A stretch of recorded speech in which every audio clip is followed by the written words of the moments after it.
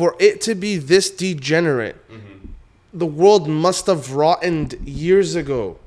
You understand what I mean? Like, we're just living the consequences of the generations before us. Social media gave all this freaking crap a platform. The more and more I get older, the more and more moving out of the United States sounds appealing to me. Right. That's the new American dream. It's straight up, man, straight up. Like, I'll tell you what it is. I think the American dream is setting up a business here, having a lot of success in the U.S. markets, and then taking that success and going way the heck out. Yeah, going wherever the hell you want to go. Like anything but here. Like, I'm starting to really think, aside from the beautiful weathers in California here where we live, what is really the benefit of like living here for like, and I'm saying for establishing a family, right?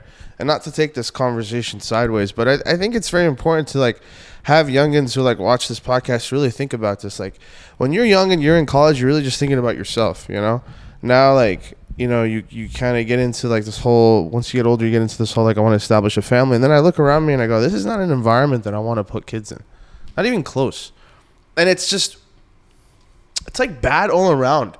It's not like earlier in our day. I say in our days, like it happened so fast, like 10 years ago, 20 years ago, you'd have to go to a certain place to experience those things. So do you think it evolved super fast, or do you think your parents just did a really good job at making sure you were protected from seeing those things? I thought that, but no, I know for a fact it evolved so fast. Because 100%. I don't think life was not the same. Life was not like this, bro. I wouldn't say it evolved so fast, because you have to remember, like, a lot of these degenerate ways that people decide to live, these have existed for thousands and thousands of years. But the only thing is that really evolved is the exposure to it because of social media. Social media gave all this freaking crap a platform. That's the main difference. Back then, it was radio. That's all it was. So I mean, then it was TV. You're saying people's heinous acts were already there. A place to go to.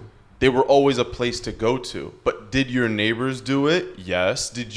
No matter at what point in history, people still did it, but they did it in their private. Well, maybe that's what it is. Everybody's privacy is what? Publicized. It's clicks and views and shares and comments, and it's clicks and views, and for every 1 million views on TikTok, I get 1,000.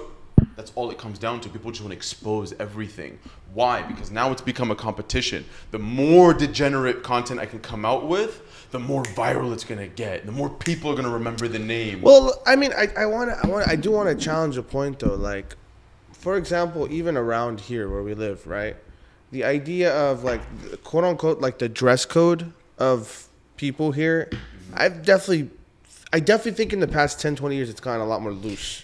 And sure, you could say social media, like for sure, I think social media exposed people to certain things, and now certain things got accepted that weren't before. But I for sure think, and again, we can pinpoint social media being the cause.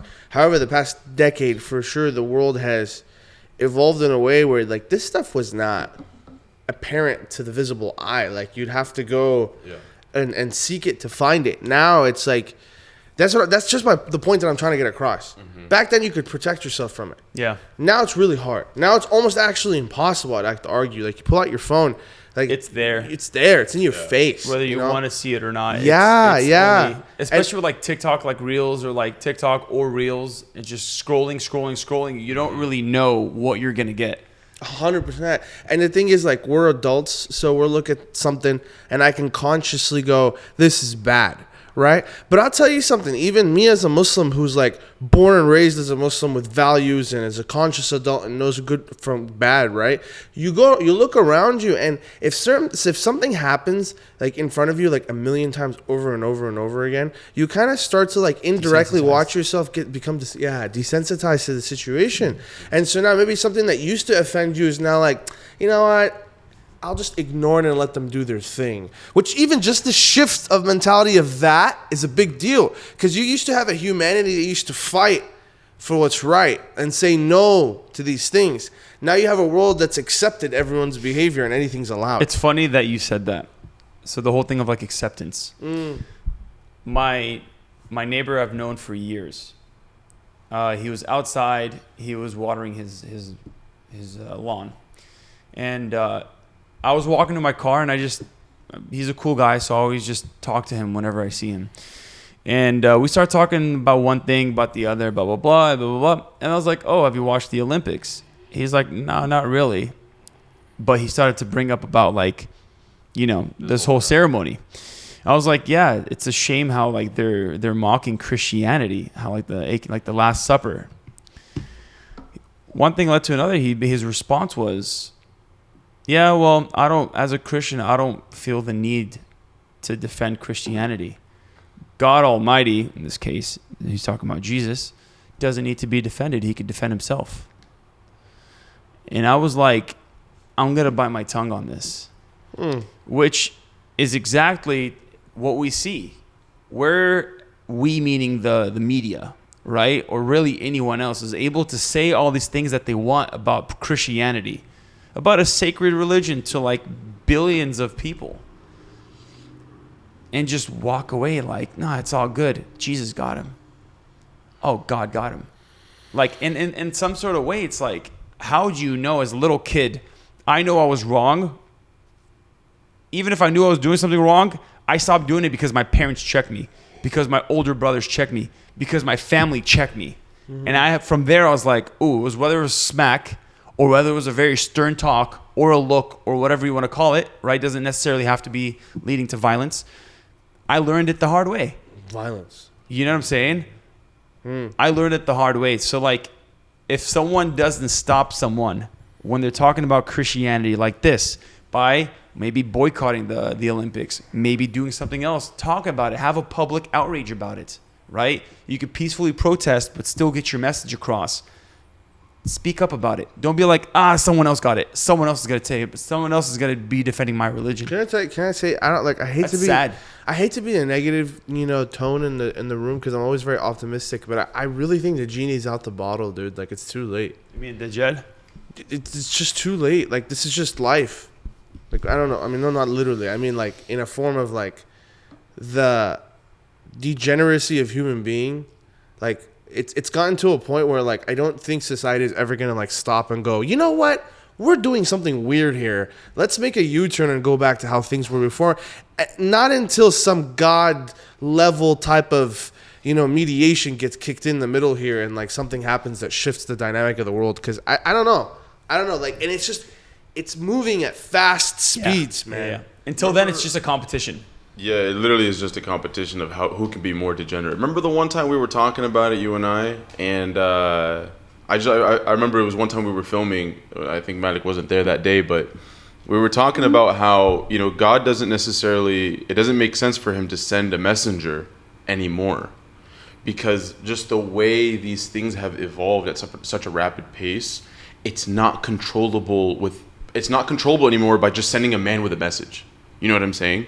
So it's like the next thing that needs to happen are the major signs of the Day of Judgment. Mm-hmm. To where it's like something like the Great Flood with the Prophet Noah. You know what I mean? Something like that needs to happen for people to just be like, what the flip's going on? You know what I mean? Mm-hmm. So then they can refer back to who can make sense of this. Religion can. Oh, okay, maybe we should calm down and rethink. One thing I wanted to add to what you were saying is I completely lost it. What were you saying a moment ago? Degeneracy to competition.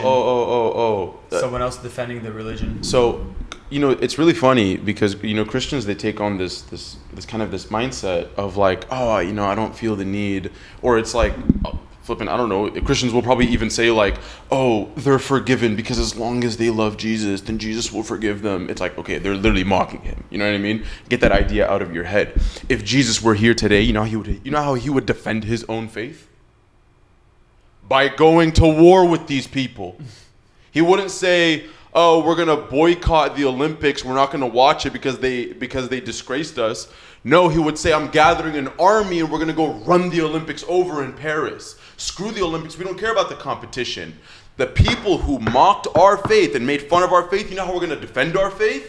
The same way the Muslims would now. Mm-hmm. They would run that over. They'd be like, those people need to present them. If Jesus was here, he would be like, those people need to present themselves And they either repent publicly or we're taking all of their heads. That's how Jesus would defend his faith. But once again, you never see that type of a reaction. It's always, oh, we're taught, turn the other cheek. Turn the other cheek for what, dude? Eventually, like you said, 2 generations down the line, there goes your faith. What is Christianity anymore? You know what I'm saying? Man, that's what I'm saying. What I'm saying is, okay, Wait. there's a. What were you trying to say? No, I said that's what I'm saying. Like, I'm going off of your point okay. here. Like, yeah, I'm saying we're at a time where I feel like there's like a cause and effect to this. Meaning, for it to be this degenerate, the world must have rotted years ago. You understand what I mean? Like, we're just living the consequences of the generations before us, right? And the way I say it is like, it's not. The world doesn't advance like the degeneracy doesn't advance like live in front of your eyes. Like, there's other things that are happening around us, like small little things that society may not accept today that slowly they start to accept that in 10, 20 years will become a big phenomenon or a big norm. So that's what I'm saying. The genie is out of the bottle. Like, it's so far to a point where, like, may God help us, man. Because, like, it's just at this point, I swear, I'm not even like joking. I look around me and I go, I'm not, would say scared, because alhamdulillah, there's like that faith of like, Allah got me and inshallah, like, to heaven if we die. Like, I don't mind death. Like, I'm not scared of it, right? But there is that like level of fear of like, oh, what's my next 40 years gonna look like? This world is weird right now, man. This world is weird. Do I want to have children? Like, if obviously I want to have children, but like, where do I raise kids? How do I do it? It's gonna be so hard. So like these thoughts come to mind, and it's like when I see this, and I at this point I'm just like, well, all right, that's just another. We've gotten so used to just accepting it. Like, oh, that's just how it is nowadays. What do you do? That's the really good question. You're absolutely right. We are like this has been something in the development for decades. For I would decades. even say for centuries. Yeah. This is not like this didn't just like happen 10 years ago. It almost makes me curious. Like, do you think this was something that started from zero or started from something that existed already and it's just becoming more and more apparent? Bro, it's the whole thing of shaitan. The whole thing of like started from zero is just immediately just diminished. It's because it's almost like how far back do you think we would need to go to actually understand how to reverse it, right? Because the thing that really scares me the most when it comes down to raising daughters, especially, bro, you know how freaky it is to just talk to people and get close with people and to understand that every single female has probably experienced some form of sexual assault or another in their entire lifetime. Most likely before the age of 20, most likely a few times. You know how much that flipping grinds my gears? So yes, this 100% is something that's developed ages before we can understand it. You know what I'm saying? Literally, I don't even know if it's possible to find a single female who has not experienced something like that. And it pisses me, it enrages me. How the flip am I supposed to raise daughters without not literally, but without literally just trapping them inside the house, locking them indoors? That's what I'm saying. And it's how do I do that without them becoming crazy? You know what I'm saying? Yeah. And it's like, you literally, like, it's like, Allahu Alam, right? But it's like, the majority, if we look at like non-Muslims, if we look at like the American public, when you look at the statistics of how many girls have lost their virginity before the age of 18, bro, it's like, it feels like it's a losing game for men. You know what I'm saying? But it's not even the point. The point is, it's like the degeneracy has really just gone out of control. Mm-hmm. People can't even control their daughters. Mm-hmm. You know what I'm saying? And it's just like, it's really, really scary because it's like, once again, how the hell am I supposed to raise a daughter in this reality? How am I supposed to protect my own kin? Cool, homeschooling, got you. Bro, they'll sneak out. Girls are smart. Every one of them have these experiences. How do we control the environment in a way that's nurturing, protective, provides enough wisdom for them to make the right choices, and still expect them to be protected from everything else that's external?